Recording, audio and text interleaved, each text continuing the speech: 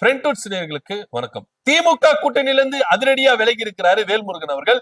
இந்த சான்ஸ பயன்படுத்தி வேல்முருகனை தாம் பக்கம் இழுக்கணும் அப்படின்றதுக்காக அதிமுக தரப்புல இருந்து அதிரடியான ஆஃபர்களை என்ன பண்ணிருக்காங்க, வேல்முருகன் அவர்கள் கொடுத்திருக்காங்க. நீங்க கேட்ட பண்ருட்டி ஜெயங்கொண்ட நெய்வேலி தொகுதியை நாங்க கொடுக்கிறோம் அப்படின்னு ஆஃபர்கள் அள்ளி வீசிருக்காங்க. ஆனா அன்புமணியை பகிச்சுக்கிட்டு அந்த 3 தொகுதிகளையும் எடப்பாடி பழனிசாமி வேல்முருகனுக்கு கொடுக்க மாட்டார் அப்படின்ற ஒரு பார்வையும் இங்க வைக்கப்படுது. ஆக மொத்த அதிமுக கூட்டணிக்கு போக மாட்டார், ஏன்னா அங்க அன்புமணி இருக்கிறாரு, பாஜக இருக்கிறாங்க. டிவிகே கூட்டணிக்கு போக மாட்டார், ஏன்னா டிவிகேவை கட்சி ஆரம்பத்துல இருந்து தொடர்ந்து அவர் என்ன பண்றாரு, விமர்சிச்சிருக்காரு.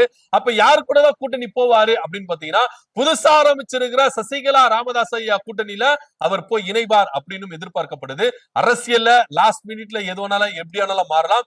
வேல்முருகன் அவர்கள் யாரோட கூட்டணியில் இருக்க போறார், சசிகலா ராமதாஸ் அவர்களோட கூட்டணியில் இருக்க போறாரா, இல்ல திரும்பவும் திமுக கூட்டணியில போக போறாரான்றத நீங்க என்ன நினைக்கிறது கீழே கமெண்ட் பண்ணுங்க. நன்றி, வணக்கம்.